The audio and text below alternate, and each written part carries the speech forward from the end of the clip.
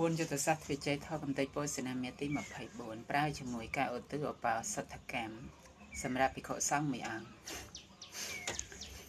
ព្រះពុទ្ធឈ្នះមាសព្រះធម៌ឈ្នះមាសព្រះសង្ឃឈ្នះមាសព្រះពុទ្ធឈ្នះមាសព្រះធម៌ឈ្នះមាសព្រះសង្ឃឈ្នះមាសព្រះពុទ្ធឈ្នះមាសព្រះធម៌ឈ្នះមាសព្រះសង្ឃឈ្នះមាស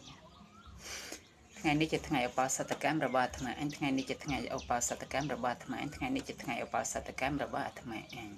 កាយវិជ្ជចិត្តសង្ខារមិនទៀងបច្ចុប្បន្នថយជាទុកក្តីជាសុខក្តីមិនមែនខ្លួនអតីតរលត់ហើយសូមឲ្យសព្វសាទបានក្តីសុខថោកំទេចពោសនាមាទី24ចាប់តែប៉ុណ្ណេះ